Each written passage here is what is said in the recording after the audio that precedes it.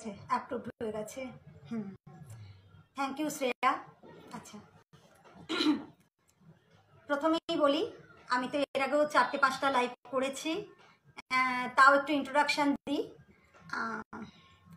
আজকে আমি চন্দনা ঘোষ।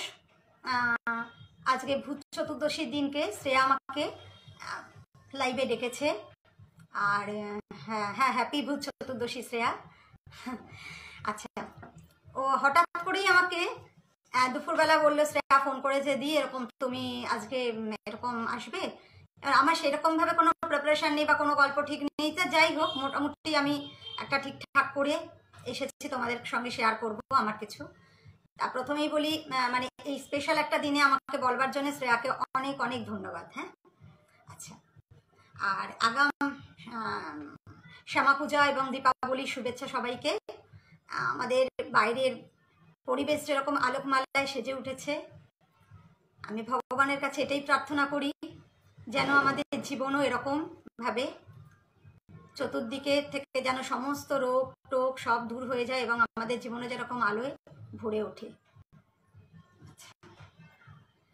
ঠিক আছে, তা প্রথমে আমি আজকে একটু ভূত চতুর্দশী নিয়ে কিছু কথা বলি। এবার আমরা সবাই জানি, এবার আমাদের জেনারেশন হয়তো আমরা সবাই জানি, কিন্তু এখন আমি দেখেছি এই লাইভে অনেক নিউ জেনারেশনের অনেক ছোট ছোট ছেলেমেয়েরা শোনে, তারা হয়তো অনেকেই জানে না ভূত চতুর্দশীটা কি। আমি একটু ছোট্ট করে বলে দিই, হ্যাঁ, লাইভের প্রথমে, তারপরে আমি পরে নেক্সট ইয়েতে আসবো, গল্পে আসবো। ফার্স্ট হচ্ছে এই ভূত চতুর্দশীটা কি না, এই দিনকে আমাদের 14 পুরুষ, অর্থাৎ আমাদের ভূত কথাটা মানে হচ্ছে অতীত, পূর্ব, তা এই পূর্বপুরুষরা আমাদের মর্তে নেমে আসেন এই দিনকে। হাই দিয়ে অমৃতা, আমি সবার কমেন্টগুলো পরে দেখব। আচ্ছা, সবাই নেবে, এই সময় আমাদের পূর্বপুরুষরা নেমে আসেন, এই জন্যই আমরা এই দিনটা সেলিব্রেট করি। মানে কি, নানা রকম পুজো আছে, আমরা 14 প্রদীপ জ্বালি, আর যাতে এইসব বিভিন্ন অতৃপ্ত আত্মাও তো আসে পূর্বপুরুষদের মধ্যে, পূর্বপুরুষরা যেরকম আসে অনেক রকম অতৃপ্ত আত্মা বা আসে, এই অতৃপ্ত আত্মাদের রোষানল থেকে বাঁচার জন্য আমরা বিভিন্ন রকম আমাদের রিচুয়ালস আছে, যেরকম আমরা 14 প্রদীপ জ্বালাই, 14 শাক খাই, তারপরে তোমার অনেকে আছে ঘরেতে 14 ফোঁটা দেয়, এরকম আছে আর কি। আচ্ছা, আজকে আমি একটু অন্যরকম অ্যাটমসফিয়ার তৈরি করেছি ঘরের মধ্যে আজকে ভূত চতুর্দশী বলে। তা তোমরা কিন্তু আমাকে কমেন্টে জানাবে এটা তোমাদের ভালো লাগছে কিনা। আর কিছুক্ষণ পরে আমি অবশ্যই আলো জ্বালাবো, কেন আমার খুব গরম লাগছে, কিছুক্ষণ পরে আমি আলোটা জ্বালাবো। ওকে, আচ্ছা, তা হিন্দুদের মতে যে প্রদীপের যে শুভ শক্তি, মানে এই যে আমরা প্রদীপ জ্বালাই না, 14 প্রদীপ জ্বালাই, এতে শুভ শক্তির আগমন ঘটে আর অশুভ শক্তির বিনাশ হয়, এই জন্যেই আমরা 14 প্রদীপ জ্বালাই, এই একটা। আর একটা কি জানো তো, এর একটা মানে 14 শাক যে আমরা খাই, এর একটা সায়েন্টিফিক রিজন আছে। সেটা হচ্ছে এই যে আমাদের যে সিজন চেঞ্জের সময়, এই যে হেমন্তের শুরু, বিভিন্ন আমরা সর্দি কাশি হেনা তেনা বিভিন্ন রকম রোগ জীবাণুতে, মানে রোগ জীবাণু এই সময় আমাদের আবহাওয়ায় মিশে থাকে, তো তার জন্য সেগুলো থেকে মুক্তি পাওয়ার জন্য এরকম নানা রকম শাক খাওয়া, মানে এগুলো তো সব আয়ুর্বেদিক গুণ আছে তো প্রত্যেকটা শাকে, এই 14 শাক খাওয়া হয়। আমি কয়েকটার নাম বলছি, আমি জানি না সবগুলো নাম আমার এখন ঠিক মেমারিতে আছে কিনা, তাও আমি চেষ্টা করছি। যেমন জয়ন্তী, হেলেঞ্চা, ওল, গেঁয়ু, তারপরে বেতো, কালকাসুন্দা, তারপরে নিম, তারপরে তোমার কি বলে পলতা, আরো আছে, আমার হয়তো 14টা নাম এই মুহূর্তে মনে পড়ছে না, শালিঞ্চা, সুজনি, এইসব বিভিন্ন 14টা শাক খাওয়া হয়। আর 14 প্রদীপ যেটা জ্বালাই, সেটা তো একটা বললাম, এর একটা সায়েন্টিফিক রিজন আছে। কি বলতো, ওই পোকামাকড়ের খুব ভীষণ উপদ্রব হয়, তো তা এই আলো তো আমি জানি না, এবারে কিন্তু আমার বাড়িতে অন্তত শ্যামা পোকার কোনো আমি উপদ্রব দেখছি না। এটা অদ্ভুত লেগেছে আমার, প্রত্যেক বছর ভীষণ শ্যামা পোকার ইয়ে হয়, উপদ্রব হয়, এবারে কিন্তু আমি একটাও শ্যামা পোকা আমার বাড়িতে অন্তত দেখিনি। কিন্তু যাই হোক, এই পোকামাকড়ের উপদ্রব থেকে বাঁচা যায়, মানে আলোগুলো জ্বাললে পোকাগুলো অনেক সময় মারা যায়, যার জন্য আমরা বাজি পোড়াই কেন, এই কারণেই, নানা রকম দূষণ থেকে আমরা রোগ জীবাণু থেকে মুক্তি পাওয়ার জন্য। অবশ্যই আমি বাজি মানে শব্দ দূষণ মানে মাথায় রেখেই বলছি, শব্দবাজি নয়, এমনি যে বাজি পোড়ানো হয় তার কিন্তু একটা সায়েন্টিফিক রিজন আছে। আচ্ছা, ওকে, আজ খেয়েছি অমৃতা গাঙ্গুলি, আমাদের এখন নেই, সবাই মোটামুটি আমরা হিন্দু যারা তারা সবাই মোটামুটি এই দিনটা এগুলো মানি, 14 শাক খাওয়া, 14 প্রদীপ জ্বালা মানি। আচ্ছা, আর একটা কথা বলি, দীপাবলি, এই যে দীপাবলি যে হবে, উৎসব আসছে, মানে এরও একটা কিন্তু গল্প আছে, ছোট্ট করে আমি বলি। সেটা হচ্ছে কি বলতো, সেটা হচ্ছে দৈত্যরাজ বলি। দৈত্যরাজ বলি ভীষণ একটা টাইমে, এমনি উনি কিন্তু খুব দানবীর রাজা ছিলেন, খুব কিছু, কিন্তু উনি একটা টাইমে ভীষণ মানে অ্যাডামেন্ট হয়ে ওঠেন, খুব দেবতাদের ওপর অত্যাচার আরম্ভ করেন। হ্যাঁ, আর উনি কিন্তু শৈব উপাসক ছিলেন, কিন্তু বিষ্ণুর আরাধনা একদমই করতেন না, শৈব উপাসক ছিলেন।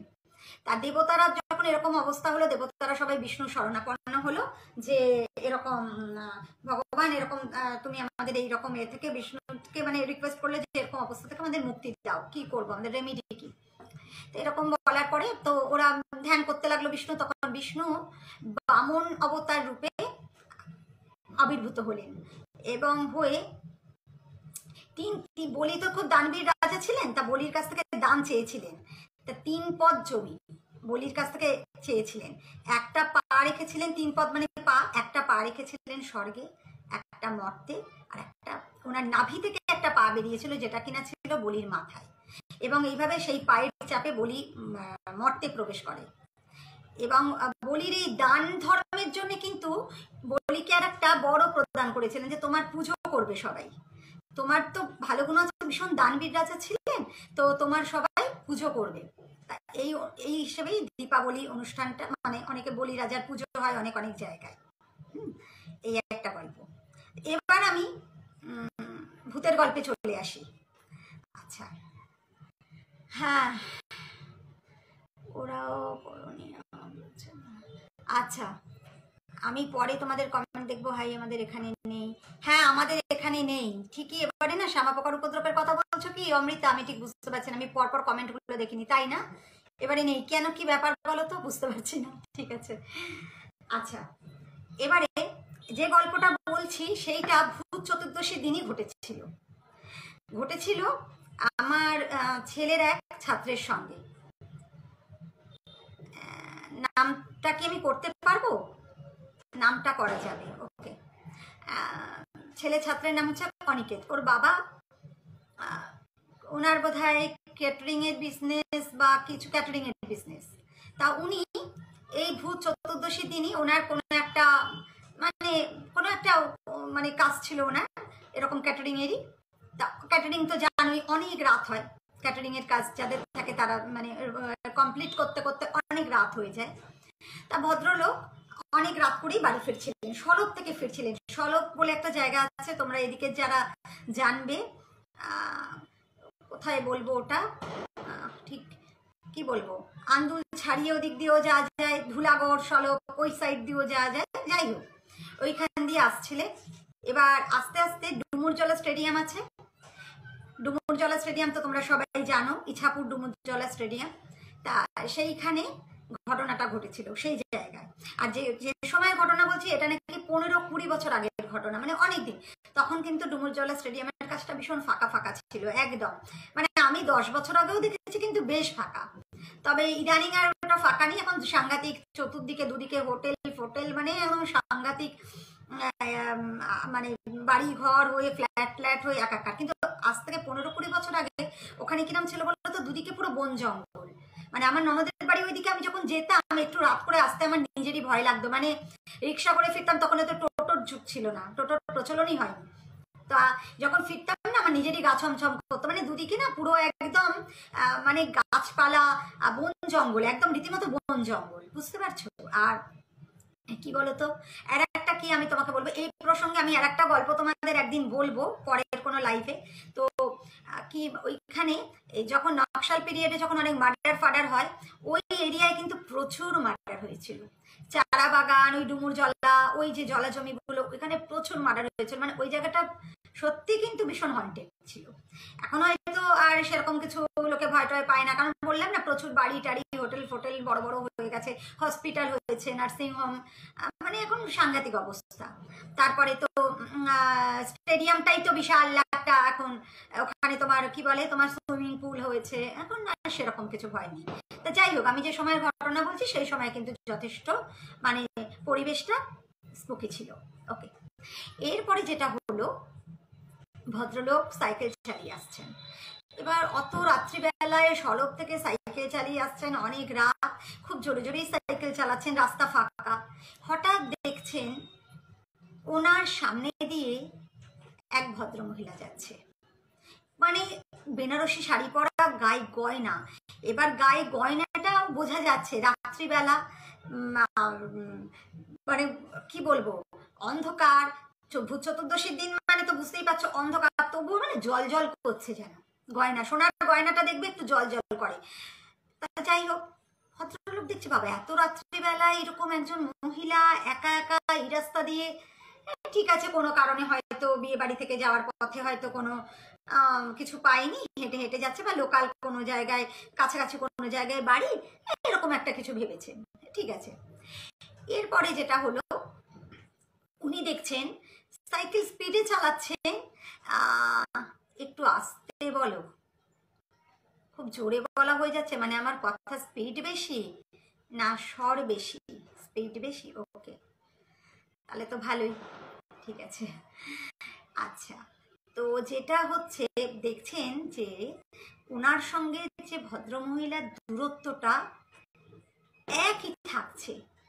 সাইকেল চালিয়ে যে ভদ্রলোক এগোচ্ছেন তার সঙ্গে তো দূরত্বটা খুব তাড়াতাড়ি কমে যাওয়ার কথা, মানে উচিত কি ওনাকে ক্রস করে বেরিয়ে যাবেন, ভদ্রলোক ভদ্রমহিলাকে ক্রস করে বেরিয়ে যাবেন, সেটা তো হচ্ছেই না। উপরন্তু অত দূর চালানোর পরেও উনি দেখছেন দূরত্বটা একই থেকে যাচ্ছে, কোনো রকম তার পরিবর্তন হচ্ছে না। আচ্ছা, তারপরে যেটা হলো, উনি দেখছেন ওই ডুমুরজলা স্টেডিয়ামটা পেরিয়ে আসার পরে একটা বিশাল বড় ভ্যাট ছিল।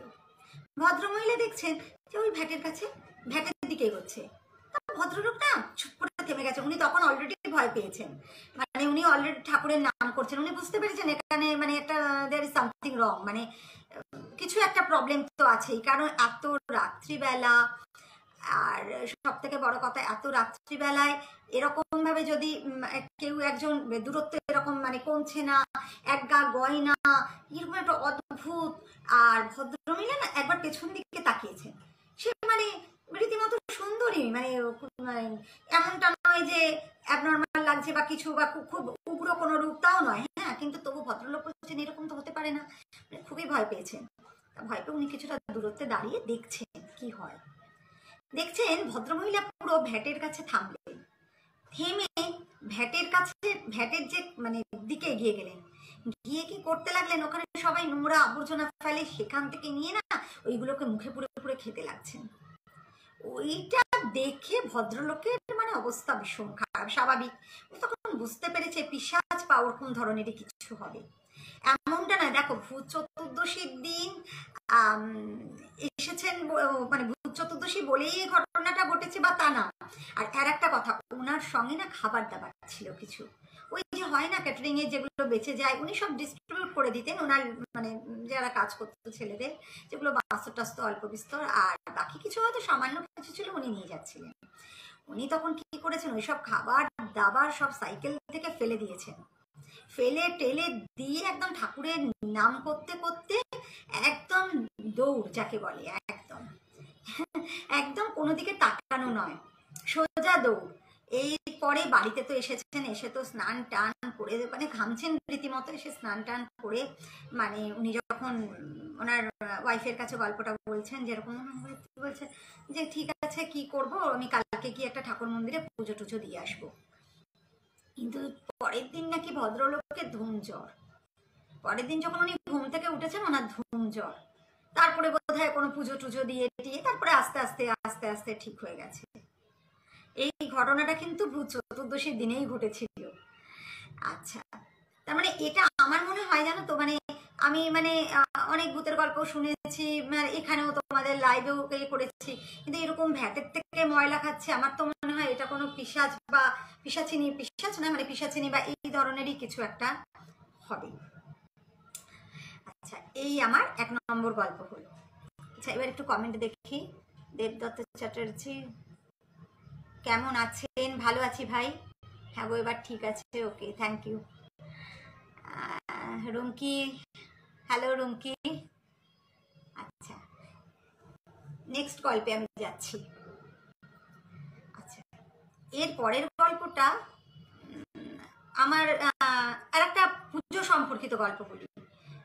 কালকেই কালী পুজো, আমি একটা পুজো সম্পর্কিত গল্প বলি। আমার শ্বশুর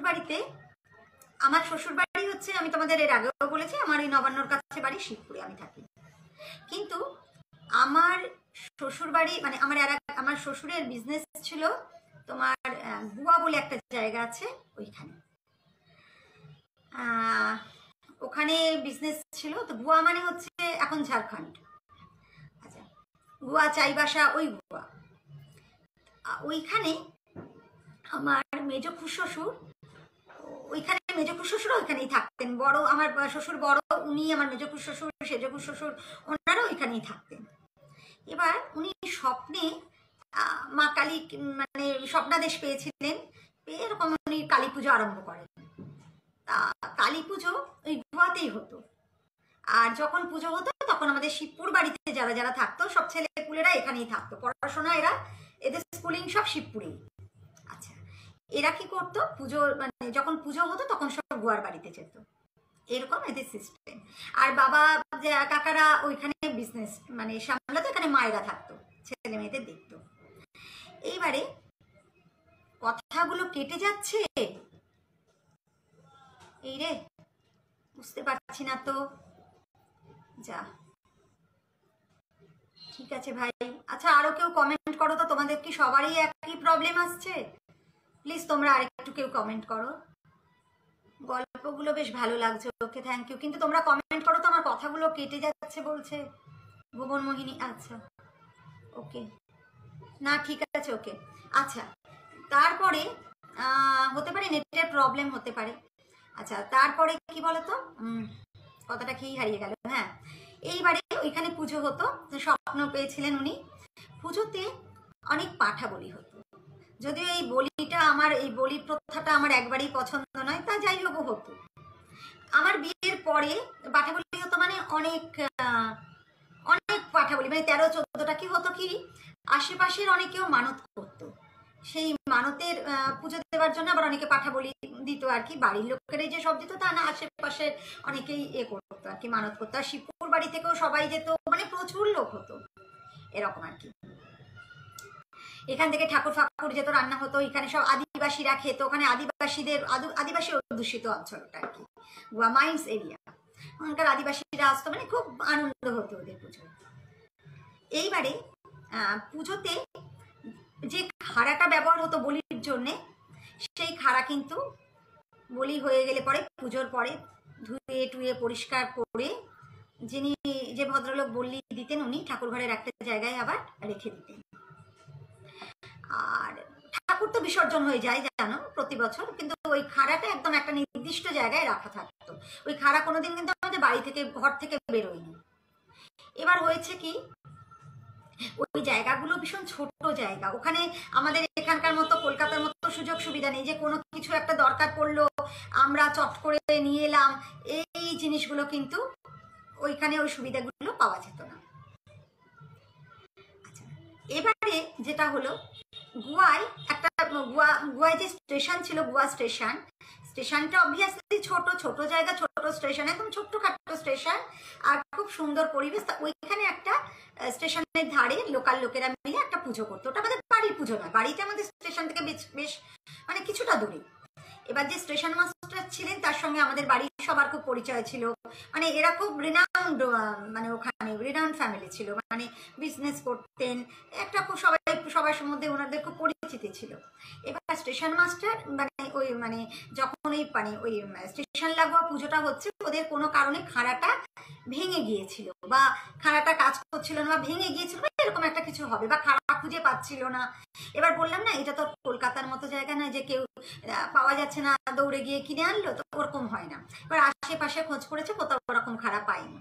তারপর হয়তো কেউ বলেছে ওই তো গুয়ায় ঘোষেদের বাড়ি পুজো হয়, ওদের বলি হয়, তোমরা ওখানে একবার খোঁজ করো বলতে তবে স্টেশন মাস্টার উনি এসে বলেছেন এরকম, তখন তো ফোনের যুগ ছিল না, এসে বলেছেন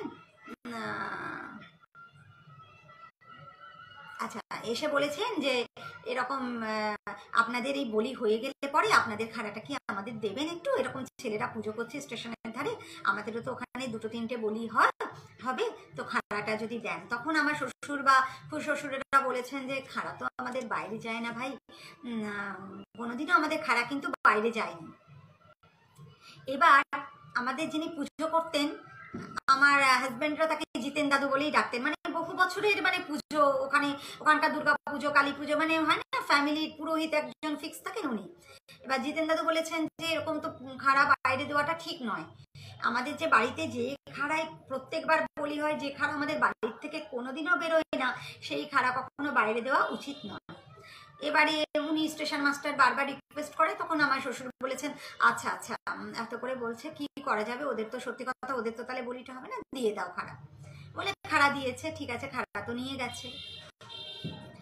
এইবারে যখন নাকি বলিটা দেবে, তুমি বিশ্বাস করবে না তোমরা, মানে বলছে, মানে এটা আমার বরের কাছ থেকে শোনা, এটা আমার বিয়ের অনেক আগের ঘটনা, আমার বরেরাই তখন ছোট, মানে বলি দেওয়ার সময় একদম মানে খাড়াটা বেঁকে গেছে, মানে বলি আর দেয়াই যায়নি।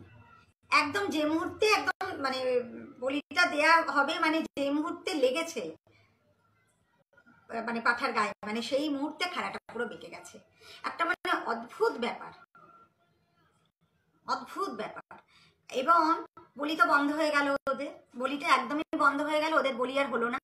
তারপরে আবার আমাদের নতুন করে খাড়া কেনা হয়েছিল, ওই খাড়া তো আর হলো না, ওই খাড়া কি হয়েছিল জানি না, গঙ্গায় এখানে এনে গঙ্গায় দিয়ে দেওয়া হয়েছিল বা কিছু কিছু একটা করেছিল, আর আমাদের আবার নতুন করে খাড়া কেনা হয়েছিল। যদিও আমার বিয়ের আগে ওই কালী পুজোটা বন্ধ হয়ে গিয়েছিল, আর আমি বিয়ের পর থেকে দেখিনি, তা বিয়ের পরে আমার এই রিসেন্ট 7-8 বছর ধরে আমাদের বাড়িতে আবার কালী পুজো শুরু হয়েছিল, কিন্তু তাতে আমরা আর এখনকার যারা জেনারেশন তারা আমরা সবাই বলেছি না বলি আর হবে না, বলি ছাড়া পুজো হলে হবে, বলি আর হবে না, মানে আমাদের ছেলেমেয়েরা বা আমরা সবাই খুব আপত্তি করেছিলাম যে বলিটা বন্ধ করো, এমনি পুজো আমাদের হচ্ছিল।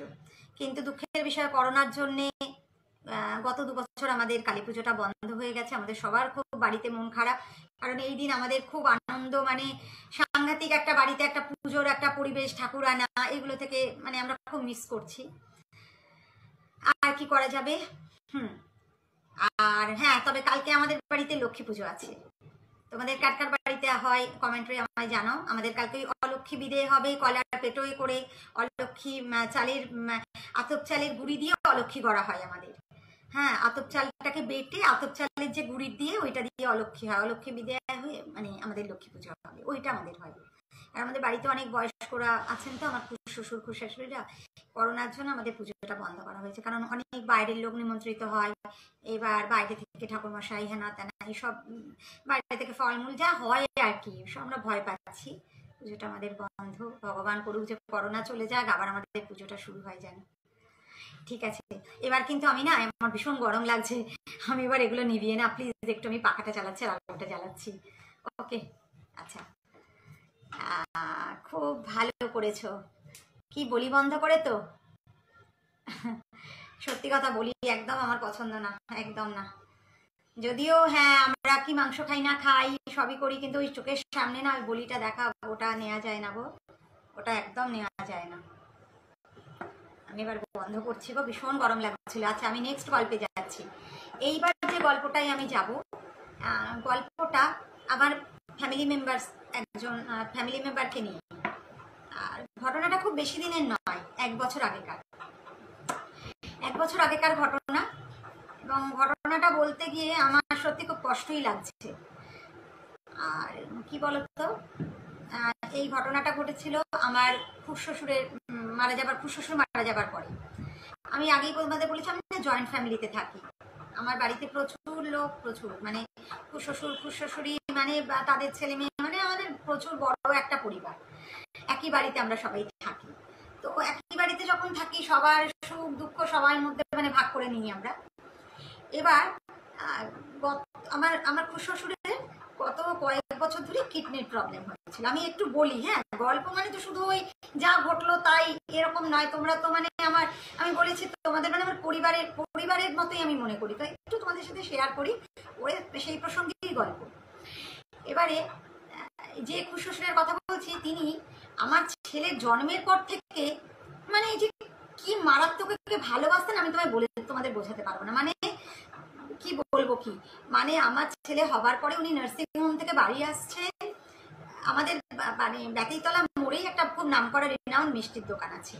উনি আসার সময় মিষ্টি কিনেছেন এবং গাড়ির মানে দরজাও বন্ধ করেনি, ওইভাবে খুলে এসেছেন। মানে ওনার বন্ধ করার মতন তর্স হয়নি। কখন বাড়িতে এসে বলবেন আমার ছেলে হয়েছে, এরকম বাড়িতে এসে সবাইকে মিষ্টি দিচ্ছেন। ওই দিন থেকেই আমার ছেলেকে যে উনি কি, অন্যান্য সব বাচ্চাকে উনি ভালোবাসতেন, বাট আমার ছেলেকে যে উনি কি চোখে দেখতেন আমি জানি না, সাংঘাতিক ভালোবাসতেন। এবং আমার ছেলেও তাই, মানে সাংঘাতিক ভালোবাসতেন। ওর মাধ্যমিকের রেজাল্ট বেরিয়েছে, উচ্চ মাধ্যমিকের রেজাল্ট বেরিয়েছে, মানে আমার যত আনন্দ হয়েছে, মানে আমার তো আমি মা, দেখো আমার হবেই, মানে ওনারা সেটাকে নিয়ে সেলিব্রেট করেছেন। ওর জন্মদিন আমি জানিও না, বিশাল বড় কেক চলে এসেছে বছর বছর, প্রত্যেক বছর। মানে ও এত ভালোবাসা পেয়েছে, এত ভালোবাসা পেয়েছে বলার নয়। ন্যাচারালি এটা হয় জানো তো, তুমি যদি কাউকে খুব অন্তর দিয়ে ভালোবাসো না, সেও তোমাকে বাসবে, এটা মানে হবেই। তা আমার ছেলে প্রচন্ড ভালোবাসে কাকু কাকিমা দুজনকে, অন্যান্য কাকুদেরও খুব ভালোবাসে, এমনটা নয় যে অন্য কাকু কাকিমারা ওকে ভালোবাসেনি, বাড়ির সবাই খুব ভালোবেসেছে প্রত্যেকে। কিন্তু হয় না, এক একজনের সঙ্গে খুব ভালো বন্ডিং তৈরি হয়ে যায়। আর কি হয়, আমি কাকুরা যেখানে যেতেন ওকে নিয়ে যেতেন, এমনও হয়েছে মানে অনেক দূরে দূরে গেছেন বেড়াতে, সেখানেও আমার ছেলে গেছে, এরকম ব্যাপার আর কি। তো যাই হোক, এই কাকু যখন অসুস্থ হয়ে গেলেন, ওনাকে নিয়ে ভেলোর যেতে হয়েছে। ভেলোর এই কোথায় আরো সাউথের কোনো জায়গায়, সেখানেও আমার ছেলে। এবারে কারণ ওনার একটি মাত্র মেয়ের বিয়ে হয়েছে টাটায়, বুঝতেই পারছো তার পক্ষে সবসময় আসা সম্ভব ছিল না। আর কাকিমা ন্যাচারালি তার বয়স হয়েছে, এবার কাকুর এরকম ডায়ালিসিস শুরু হয়ে গেছিল কিডনি প্রবলেমের জন্য। রোজ ওনাকে ডায়ালিসিস করাতে নিয়ে যেত, রোজ মানে সপ্তাহে 3 দিন লাস্টের দিকে। এই 3 দিন ডায়ালিসিসটা প্রায় 2 বছর বা 3 বছর ধরে চলেছিল মারা যাবার আগে। তা মাঝে মাঝে ওনার ড্রাইভার, যখন ওনার শরীর ভালো ছিল ওনার ড্রাইভার যেতেন সঙ্গে, কিন্তু যখন শরীরটা লাস্টের দিকে খারাপ হয়ে গেল, বিগত 2 বছর বা 1.5 বছর প্রায় সময় আমার ছেলে যেত, যদি না ওর সেদিন কোনো পড়া বা কলেজ বা হ্যাঁ না তা এই প্রবলেমগুলো থাকতো। এমনও হয়েছে ওর পড়া আছে, বই খাতা নিয়ে যেত নার্সিং হোমে। ও একটা ঘর, ওকে ওই ডায়ালিসিসের ওখানে একটা রুম, রিসেপশনিস্ট ভদ্রমহিলা ওনাকে একটা রুমের ব্যবস্থা করে দিয়েছিলেন, ওইখানে বসেও পড়াশোনা করতো। মানে সবাই জানতো যে দাদুকে নিয়ে ছেলেটি আসে, ছেলেটি পড়াশোনা করে, এরকম মানে অনেক ঘন্টার ব্যাপার তো, প্রায় 2টোয় যেত, রাত 10টায় ফিরতো, বেলা 2টোয় গিয়ে।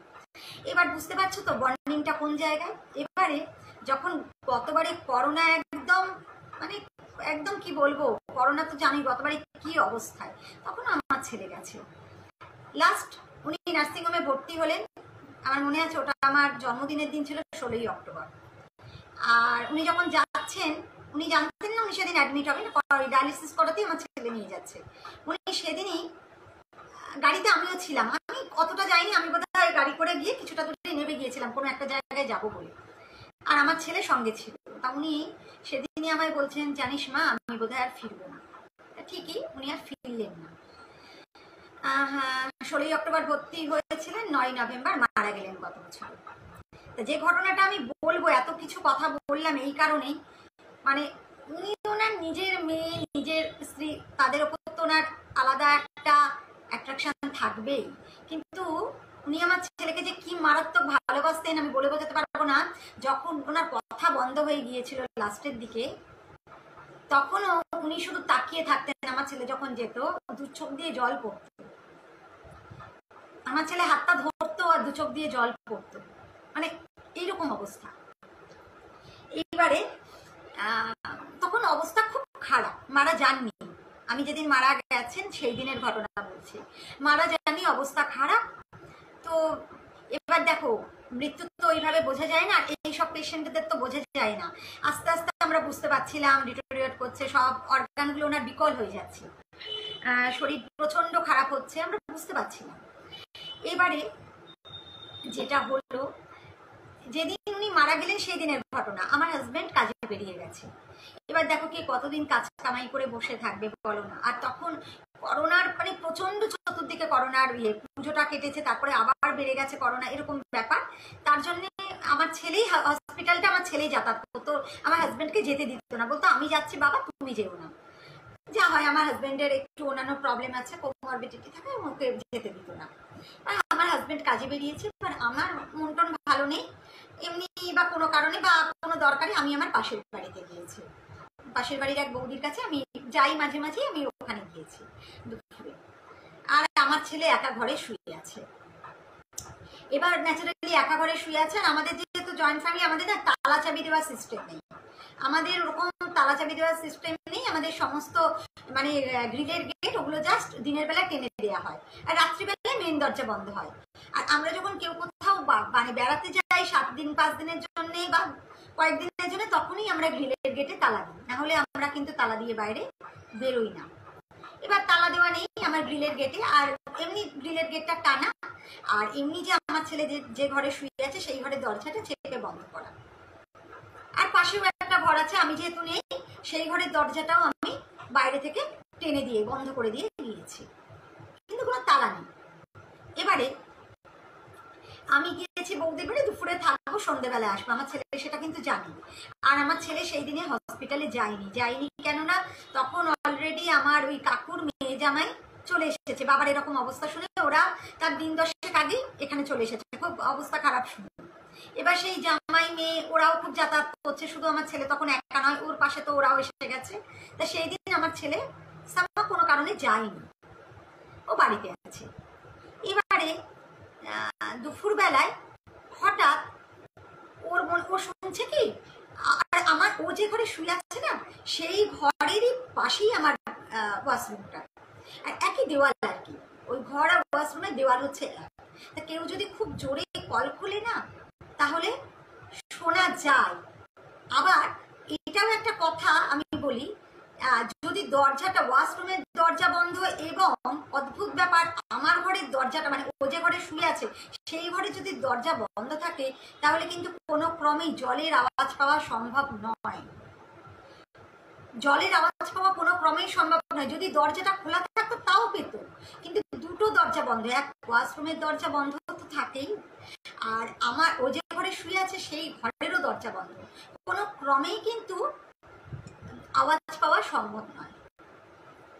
এবারে যেটা হলো সেটা, ও শুয়ে আছে তো ওর মনে হচ্ছে যেন কলটাকে খুলেছে এবং কলে জল পড়ার খুব জোরে জোরে আওয়াজ পাচ্ছে।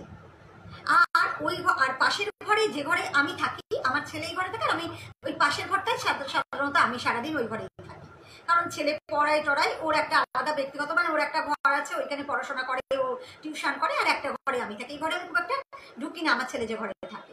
আমি কোথাও থেকে এলাম বা কি হলো, আমি যে ঘরে থাকি আমি সেই ঘরেই যাই, সে ঘরেই রেস্ট নিই। এবারে ওই ঘরের দরজা কেউ খুব জোরে খুললে, ওই ঘরের দরজাটা ভীষণ টাইট, মানে কেউ যদি খুলে না প্রচন্ড জোরে একটা আওয়াজ হয়, মনে হচ্ছে যেন ওই দরজাটা খুব জোরে খুললো। এবার ও ভেবেছে আমি বৌদির বাড়ি গেছিলাম, কোনো কারণে আমি চলে এসেছি তাড়াতাড়ি, তখন ঠিক 3:30 হবে, দুপুরবেলা ঠিক 3:30।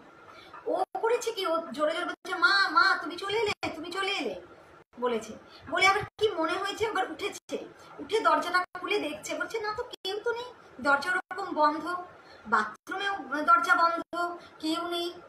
বাথরুম খুলেও দেখেছে, একদম বাথরুম শুকনো, কেউ মানে কোনো জলের কিছু মানে চিহ্নই নেই। যাই হোক না, তারপরে শুয়ে পড়েছে আবার। এবার ঘুম চোখ ছিল তো, আবার হয়তো একটু তন্দ্রার মতো, পুরো ঘুমানি একটু তন্দ্রার মতো লেগেছে।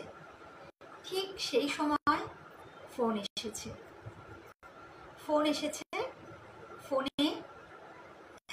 ফোন করেছে আমার ওই মানে কাকুর জামাই ফোন করে বলছে, মানে ও তখন হসপিটালে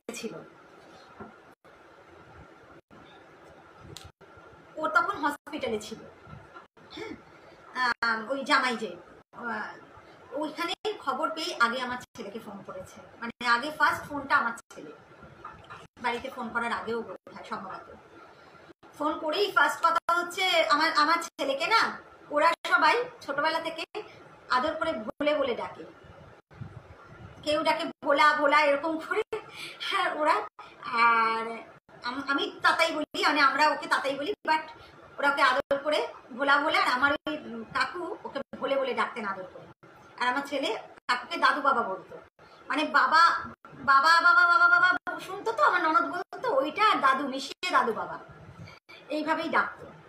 তাও আমাদের জামাই বলছে দাদু বাবা না, 5 মিনিট হলো দাদু বাবা চলে গেছে, 5 মিনিট কি 10 মিনিট আগে, 10 মিনিট।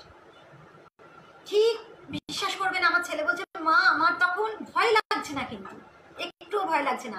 আমি তখন এটাই বুঝলাম যে দাদু বাবা আমাকে জানিয়ে দিয়ে গেল যে আমি চলে গেলাম, আমি যে চলে গেলাম এটা আমাকে জানিয়ে দিয়ে গেল, বলে গেল যে আমি চলে গেলাম। মানে প্রচন্ড ভালোবাসতো তো, মানে এটা ওর বিশ্বাস, এবং আমার ছেলেগুলো তো বিশ্বাস করেও, প্রচন্ড বিশ্বাস করে। আর এই এসবিজিতে আসা ওর জন্যই, ও মানে এসবিজির হচ্ছে মানে কি বলবো, প্রত্যেকটা বোধহয় লাইভ পারফরমেন্স বা গল্প মানে সবকিছুই ও দেখে। যাই হোক, এটা ওর একটা সাংঘাতিক অভিজ্ঞতা। এবং ও আমাকে তারপরে যখন আমাকে বৌদির বাড়িতেও আমাকে কিন্তু ফোনে বলেনি, কারণ আমি এমনি একটু নার্ভাস টাইপের, আর একটু মানে একটুখানি মানে ওরকম আমি নিতে পারি না ওইগুলো। আমাকে ডিরেক্ট গিয়েই বললো মা, পাশের বাড়িতে গিয়ে বললো মা এরকম একটা বাজে খবর আছে। তো আমি তো বুঝতেই পারছি কি বাজে খবর, তো বুঝতেই পেরেছি, কারণ উনি অসুস্থ ছিলেন, এই ব্যাপার এই একটা।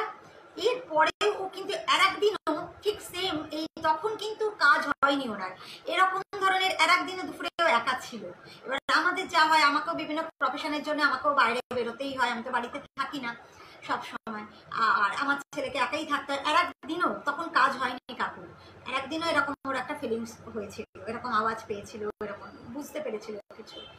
তারপরে আমার কাকিমা ওকে ওই একটা লোহার বালা পরিয়ে রেখেছিল, যে কদিন না কাজ হয় একটা লোহার বালা ওকে পরিয়ে রাখা হয়েছিল, যে প্রচন্ড ভালোবাসতো তো কাকু। আর দেখো যতই হোক, দেখো মানুষ যেই মানে চলে যান তখন তো আমরা অন্যরকম একটা ভয় পাই না, যতই যে আমাদের প্রিয়জন হোক না কেন। এই একটা গল্প। দেখো বলতে বলতে কত বেজেও গেল, 9:40। ঠিক আছে, আরো বলা যাবে। কেমন আছো ইন্দ্রজিৎ রায়চৌধুরী? থ্যাংক ইউ ইন্দ্রজিৎ দেখার জন্যে। আচ্ছা, আর একটা আমি এবার গল্প বলি। কি গল্প বলি, আচ্ছা আর একটা আমি বলি। আচ্ছা, আমার মায়ের একটা গল্প বলি। আমার মায়ের ঘটনা বোধহয় আমি এর আগে বলিনি, নাকি বলেছি আমার ঠিক মনে পড়ছে না। আচ্ছা, মায়ের ঘটনাটা হচ্ছে, আমার মানে ভাই আছে, কিন্তু ভাই যেহেতু বিয়ে করেনি, সেহেতু মা অসুস্থ হলে মাকে এনে আমি রাখতাম। কেন, বাড়িতে আমার বাপের বাড়িতে কেউ দেখার নেই, বাবার বয়স হয়েছে, আর আমার ভাই যেহেতু বিয়ে করেনি, কে দেখবে সারাদিন? নয় কাজের লোক, দেখো এমনি কাজের লোকেরা কাজ করে চলে যায়, কিন্তু সারাদিনে দেখার মতন যদি আয়াও রাখে, তাকে পরিচালনা করার মতো কেউ নেই। বাবার অনেক বয়স, বাবার পক্ষে সম্ভবই ছিল, যার জন্যে মায়ের কিছু ঘটনা ঘটলেই, মায়ের অপারেশন বা মায়ের যাই হোক, মায়ের অসুস্থতা হলেই আমি আমার কাছে নিয়ে এসে রাখতাম। লাস্টবার আমার মা যখন মারা গেল, তখনও তাই ঘটলো। আমার মা হসপিটাল থেকে মাকে যখন বলে দিল কিছু করার নেই, মায়ের নিউমোনিয়া হয়ে গিয়েছিল, কোমায় চলে গিয়েছিল মা। যাই হোক, কোমার থেকে মা ফিরে এসেছিল, বাট মায়ের কিছুই ছিল না আর কি। তাই চোখে মানে চোখ দিয়ে শুধু দেখতো, সেন্স পুরো ছিল, লোক চিনতে পারতো, কিন্তু মা কথা খুব একটা বলতে পারতো না, খুব কম, দু একটা স্বর বেরোতো, বাট কোমাতেও কিন্তু মা ছিল না, সজ্ঞানেই ছিল। যাই হোক, মা আমার কাছে ছিল। আর বাবা আর ভাই তো আমার বাপের বাড়ি আন্দুলে, ওরা ওখানেই ছিল। এবারে মা যখন মারা যায়, তখন এই কটা হবে, সন্ধে, তখন এই 7টা বাজতে 10 এরকম আমার মা মারা যায়। আচ্ছা, মা তো মারা গেল সেদিনকে আমাদের, আর মা না, আমার মা কিরকম লোক ছিল জানো তো, মানে ভীষণ মিশুকে, ভীষণ কথা বলতে ভালোবাসতো, মানুষদের সঙ্গে মিশতে ভালোবাসতো, সবার সঙ্গে, আমাদের পাড়ার সবার সঙ্গে মায়ের খুব ভালো রিলেশন ছিল, সবাই মাকে খুব ভালোবাসতো। মানে যেহেতু আমার বাড়িতে মা ছিল, আর আমাদের আন্দুল থেকে মা, মানে আমার বাড়ি 17 দিন মা ছিল হসপিটাল থেকে, সেই 17 দিনের মধ্যে প্রায় দিনই আমার বাড়িতে লোক আসতো, মানে ওই আন্দুল থেকে মাকে দেখতে। মানে ওরা মাকে এতটাই ভালোবাসতো, মা খুব ওদের পপুলার ছিল আর কি। মানে ধরো বাড়িতে মিষ্টি টিষ্টি আমার ভাই নিয়ে এলো, আমার বাবা সুগার টুগার বেশি মিষ্টি হতো না, আমার সমস্ত মিষ্টি দিয়ে দিল। কোনো জিনিস এনেছে ভাই, হয়তো কোনো গিফট, মানে ধরো কাছের কোনো মানে কাপ ফাপ আমাদের আছে, মা ওই কি হবে আমার তো আছে, মা ওরকম দিয়ে দিল। এবার আমাকে বলতাম না না আমার দরকার নেই বাবা, আমার অনেক আছে, মা দিও না, মা ওদেরকে সব দিয়ে দিয়ে দিত। মা আমাকে ফোন করে হয়তো বলো দেখ না রে এই পেয়েছে তোর ভাই গিফট ফিফট তো অফিস থেকে, তো মা বললো এরকম তুই দিবি না, না না, মানে মা এরকম ছিল আর কি। এবারে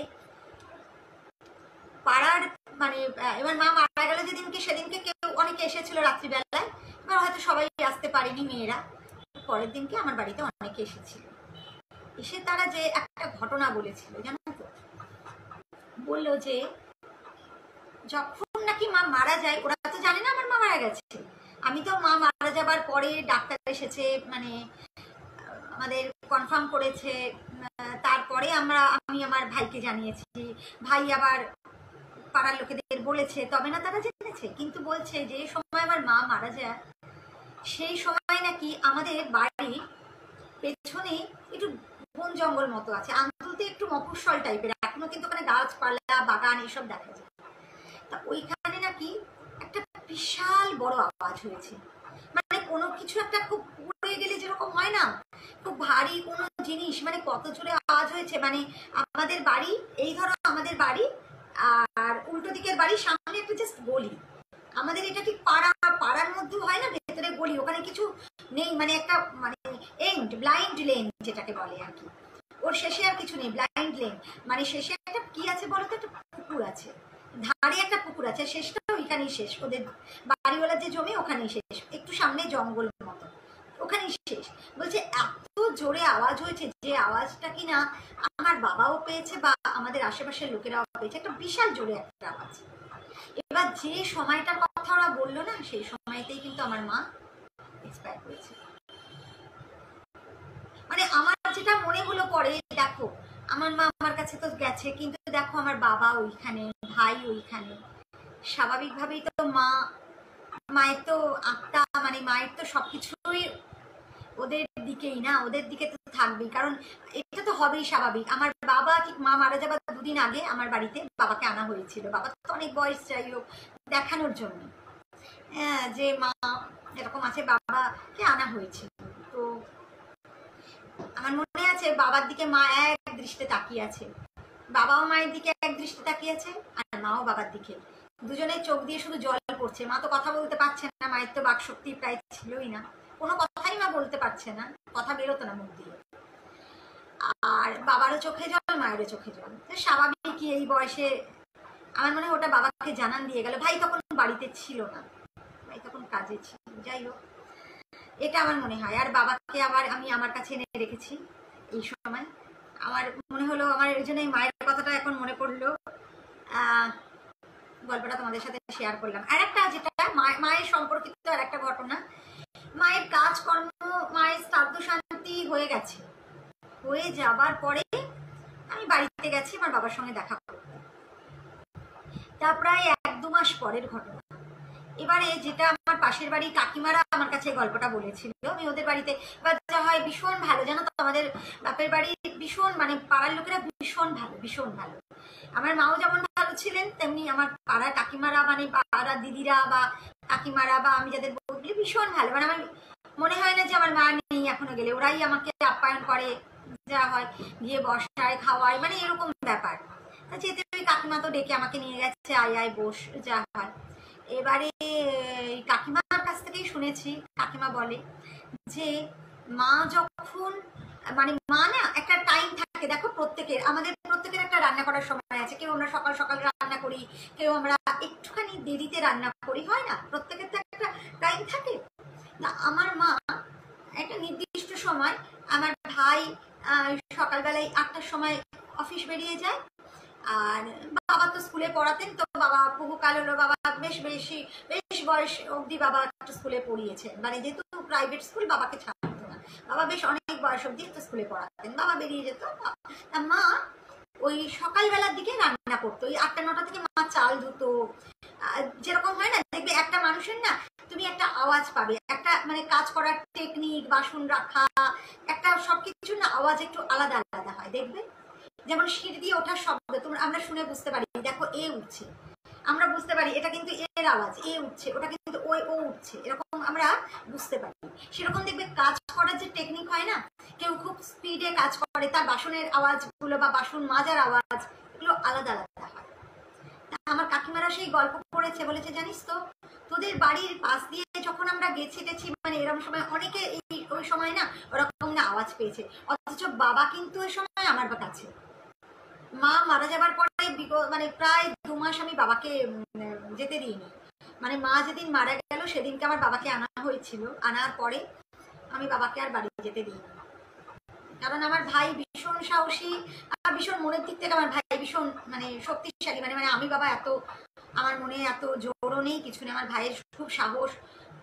ভাই মাকে দাহ করে গিয়ে একা ওই বাড়িতে রাত 2টোয় ফিরে গিয়েছিল, কিছুতেই আমার বাড়িতেও থাকেনি ওই। কিন্তু ভাই আমার এত সাহসও নেই, আর আমি মনের দিক থেকে এতটা, বললাম না আমি একটু ভীতু মানে মানে নরম প্রকৃতির, ভীতু ঠিক বলবো না, নরম প্রকৃতির ভীতু আমি একবারেই নই। এমনি আমি একা থাকি, বাট আমি একটু নরম, মানে আমার এগুলো খুব মানে কষ্ট হয়, যার জন্য না বাবাকে আমি ছাড়িনি। বাবা গিয়ে সারাদিন একা একা, মা চলে যাবার পর কি করবে, অনেকদিন বাবা আমার কাছে ছিল, অনেকদিন মানে অনেক মাস। তখন মানে আমার বাড়িতে আমার বাবাও ছিল না, কেউ ছিল না, বলে তোদের ওখান দিয়ে গেলেই না ওরকম আওয়াজ পেতাম আমরা বেশ কিছুদিন।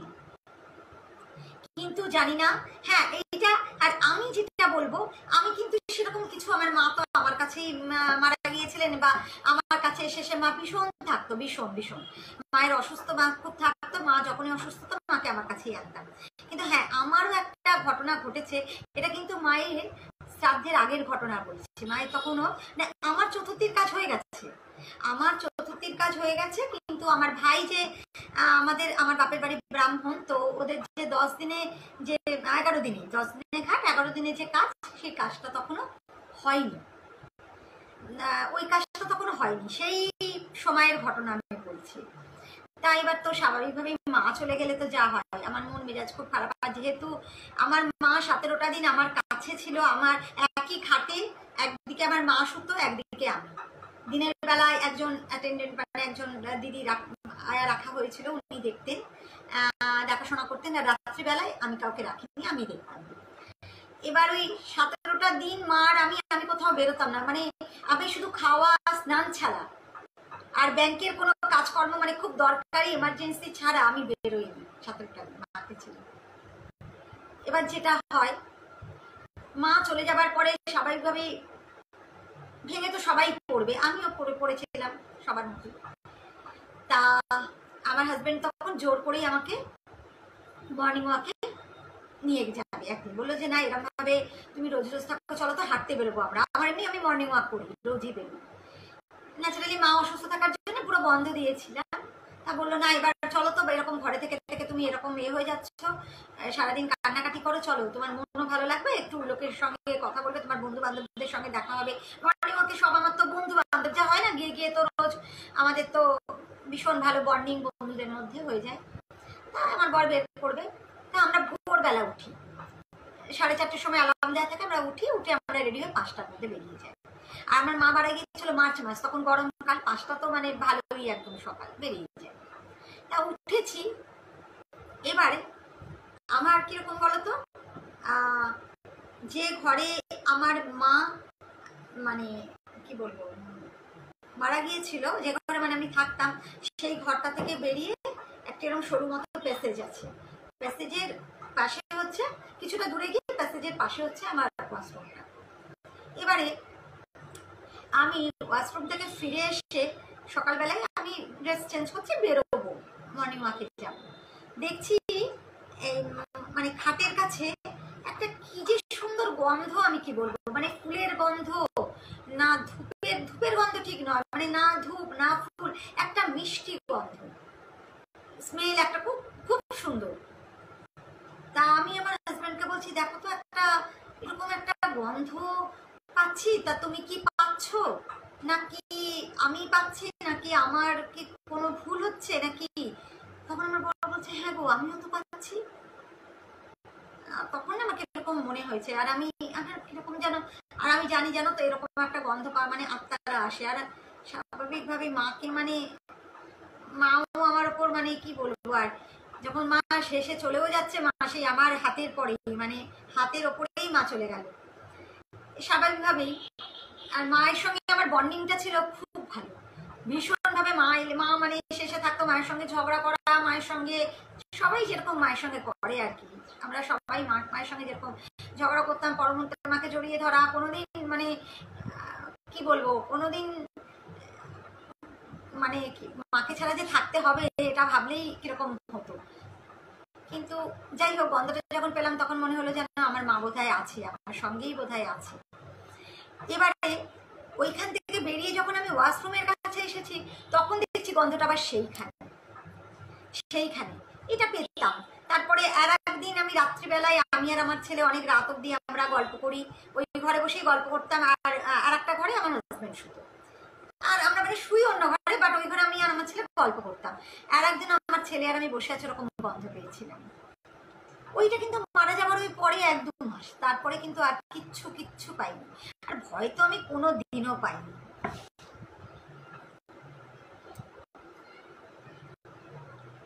আর তোমাদের তো সবাইকে আমি, হ্যাঁ, এই একটা গল্প হলো, এটা গল্প কি আর বলবো, এটা তো ঘটনাই, গল্প বলে ফেলি আমি, কিন্তু এটা তো ঘটনাই, মানে আমার জীবনের সঙ্গে ঘটা। আর এই যে আমি বললাম না পরপর দুটো, দেখো আত্মা মানে মানুষের মৃত্যুর পরে যতদিন না, মানে আমাদের হিন্দু মতে কেন, এটা সবার মধ্যেই আছে, সবার মধ্যেই এটা আছে যে কিছুদিন অন্তত এইটা আর কি আত্মা আর কি ঘুরে বেড়ায়, তখনও তারা যে মানে ঊর্ধ্ব লোকে আস্তে আস্তে ওঠে স্টেপ বাই স্টেপ, সেটা তখনও তাদের সময় লাগে, আস্তে আস্তে শ্রাদ্ধ শান্তি করে। এমনকি বাৎসরিকের আগেও কিন্তু অনেকে স্বপ্ন পায়, মানে আমি তো এরকম পেয়েছি, বাৎসরিকের আগেও না ভীষণ স্বপ্ন পায়, মানে যে যার ধরো বাৎসরিক হবে তার নিকট আত্মীয়রা তাকে খুব স্বপ্নে দেখে, এটা একটা হয়। আর তোমাদের কাছে তো আমি বারবার বলেছিলাম আমাকে একটু গল্প পাঠাতে, গল্প শেয়ার করতে, কিন্তু আমার তোমাদের দিক থেকে তো কোনো গল্প আসেনি। কিন্তু আমার তো ন্যাচারালি আমার তো স্টক যা আছে আস্তে আস্তে আমি পরপর লাইভে সেগুলো শেয়ার করছি। এবার তো আমার স্টকও কমে যাবে, আর তো লাইভে আসা তাহলে আমার পক্ষে সম্ভব হবে না। প্লিজ তোমরা আমার সঙ্গে একটু কেউ, মানে যে কোনো গল্প, ঠাকুরের গল্প হতে পারে, এরকম কোনো তোমাদের সঙ্গে ঘটা এরকম কোনো গল্প হতে পারে, যে কোনো গল্প তোমরা আমার সঙ্গে প্লিজ একটু শেয়ার করো। আর আজকে তো প্রায় 10টা বাজতে যায়। ঠিক আছে, সবাইকে শুভরাত্রি, আজকে এই অবধি। সবাই ভালো থেকো, সুস্থ থেকো, ভালো করে পুজো কাটাও। প্রথমে তো কালী পুজো, তারপর দীপাবলি, তারপরে ভাইফোঁটা, পর আমাদের উৎসব আসছে, তারপরে আসছে জগদ্ধাত্রী পুজো। সবাই ভালো করে কাটাও, সবাই সুস্থ থাকো, ভালো থাকো, শুভরাত্রি।